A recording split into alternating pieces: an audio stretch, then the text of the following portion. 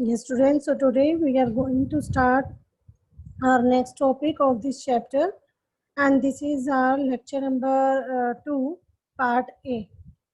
So let's start.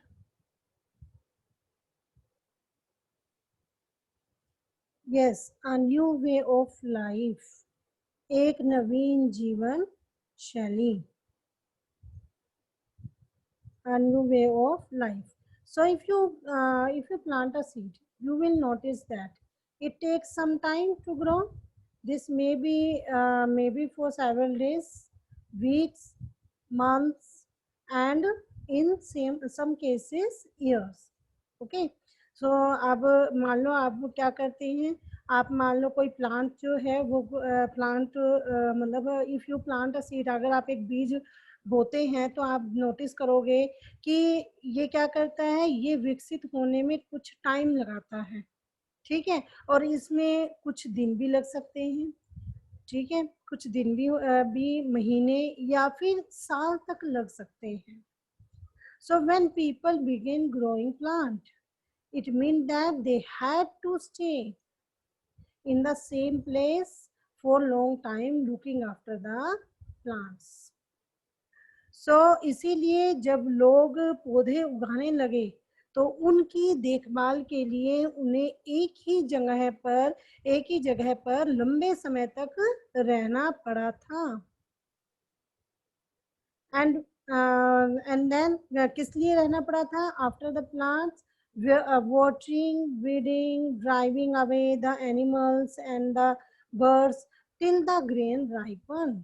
तो उन्हें एक लंबे समय तक रहना पड़ा था, और बीज बोने से लेकर फसलों के पकने तक, साथ ही जैसे पौधों को की सिंचाई करना, ठीक है, उसके बाद खरपतवार से हटाना, जानवर या चिड़ियों से उनकी सुरक्षा करना. सो इस ऐसे ऐसे काम जो है, बहुत से काम जो है इसमें शामिल थे. Okay. And then grain had to go to be used carefully. तो कटाई के बाद अनाज का यूज बड़े ही केयरफुली तरीके से करना पड़ता था, उनकी संभाल करनी पड़ती थी. Okay, so as grain had to be stored for both food and seed, people had to think of ways of storing it. अब अनाज को भोजन और बीज दोनों ही रूपों में बचा कर रखना जरूरी था, तो इसीलिए लोगों को इसके स्टोर की बात सोचनी पड़ी, किसको स्टोर किया जाए. And in many areas they began to making large clay pots or wove baskets or dug pits into the ground. So बहुत से इलाकों में तो लोगों ने क्या करना शुरू किया, लोगों ने क्ले पोट्स बनाए, ठीक है, बड़े बड़े बर्तन जो बनाए गए क्ले के, टोकरियां उन्होंने बुनी, या फिर उन्होंने जमीन में गड्ढा खोदा. तो इसलिए किस लिए ये सब किस लिए किया, ताकि वो अपने उस अनाज को या अपने जो सीड्स हैं उनको, फूड और सीड को स्टोर कर कर रख सके. So next is storing animals. Yes, अब स्टोरिंग एनिमल्स यानी कि चलते फिरते खाद्य भंडार होते हैं जानवर हमारे. ओके, तो storing animals, so animal multiply naturally, and beside, if they are looked after carefully, they provide milk, which an important source of food and meat whenever required. Actually जानवर जो होते हैं वो बच्चे देते हैं, और नेचुरली एनिमल्स जो होते हैं मल्टीप्लाई होते हैं, नेचुरली होते हैं, ठीक है, तो बच्चे देते हैं और जिससे उनकी संख्या बढ़ती है. तो अगर इन एनिमल्स को की देखभाल की जाए तो उनकी संख्या तो बढ़ती ही है, साथ ही उनसे दूध भी, मिल्क भी हमें प्राप्त हो सकता है, जो कि हमारे फूड का एक इम्पोर्टेंट सोर्स है. और यही नहीं, in other words, animal that are rare can be used as a store of food. यही नहीं, एनिमल से हमें जो मांस भी मिलता है, मीट भी मिलता है. सो हम दूसरे शब्द में कह सकते हैं कि जो आपके पास जो क्या है, पशुपालन है वो भोजन के भंडारण का एक तरीका है, फूड के स्टोर का एक तरीका है। क्या चीज? पशुपालन। Okay, so next is yes finding out about the first farmers and herders। तो आओ हम पहले क्या देखें, जो हमारे पहले जो फार्मर्स और हर्डर थे उनके बारे में पता करें। तो यहाँ पर आप देखिए, ये मैप आपको बुक में मैप 2 दिया हुआ है। Okay, some important archaeological sites का मैप दिया हुआ है।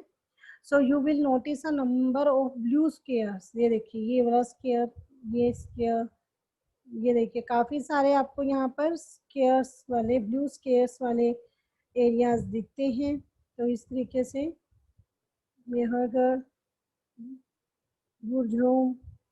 ओके, सो यहाँ पर ये जो आपके पास सर्कल है, so each marks a site from where archaeologists have found evidence of early farmer and herders। तो ये जो ब्लू स्केयर आप देख रहे हैं, ये पता है इसमें से हर एक पॉइंट उस प्लेस को दर्शाता है जहां पर आर्कियोलॉजिस्ट को शुरुआती फार्मर्स और हर्डर्स के होने के साक्ष्य मिले थे, एविडेंस मिले थे। Okay, and these are found all over the subcontinent. और these are yes yes So, students, there are found all over the. These are found all over the subcontinent, और ये सभी सब कंटिनेंट में पाए गए हैं। और some of the most important ones are in the north west, in present day Kashmir and in the east and south India. साथ ही साथ अब इनमें सबसे जो इम्पोर्टेंट है, सबसे इम्पोर्टेंट ये कहाँ पर? नॉर्थ वेस्ट में, और नॉर्थ वेस्ट में, और है जो आज इन प्रेजेंट डे कश्मीर, कश्मीर में, एंड ये इन ईस्ट एंड साउथ इंडिया। तो ये यहाँ पर इन एरिया में, जैसे कि कश्मीर में और जो हमारे पूर्वी और दक्षिण भारत है उसमें पाए गए हैं। So now to find out whether these sites were settlements of farmers and herders, scientists study evidence of plants and animal bones. So actually actual में ये जो प्लेसेस हैं यहाँ पर फार्मर्स और हर्डर की जो बस्तियाँ थी या नहीं, इसे जांचने के लिए वैज्ञानिक खुदाई से मिले जो पौधे और पशुएं हैं उनकी हड्डियों के नमूनों का की स्टडी करते हैं। ठीक है, जो भी वो उनको क्या मिली है, जो एनिमल्स के बोन्स मिली, हड्डियाँ मिली, या वहाँ पर जो भी उनको प्लांट्स मिले, तो उन सब से वो क्या करते हैं, उनके जो एविडेंस मिले, उनके जो नमूने मिले, उनकी वो स्टडी करते हैं। So one of the most exciting find include remains of burnt grain. इनमें से जो सबसे रोचक जो है वो जले हुए अनाज के दानों के अवशेष हैं। सबसे जो इसमें मोस्ट एक्साइटिंग जो फाइंड आउट किया गया, जो अनाज के जले हुए दाने थे, and these may have been burnt accidentally or on purpose. So scientists can identify these grains, and so we know that a number of crops were grown in different parts of the subcontinent, and they can also identify the bones of different animals. सो यहाँ पर आपको अभी आपने देखा कि अनाज के जो जले हुए अनाज के दानों के अवशेष मिले, और ऐसा लगता है कि गलती से या फिर जानबूझकर जलाए गए होंगे। सो साइंटिस्ट इन अनाज के दानों की पहचान कर सकते हैं, और इस तरीके से हमें पता चलता है कि उस सब कंटिनेंट के विभिन्न भागों में बहुत सारी फसलें उगाई जाती रही होंगी, और जो साइंटिस्ट हैं वो ये जो जानवर से एनिमल हैं उनकी हड्डियों की भी पहचान कर सकते हैं। Okay, so moving on next video.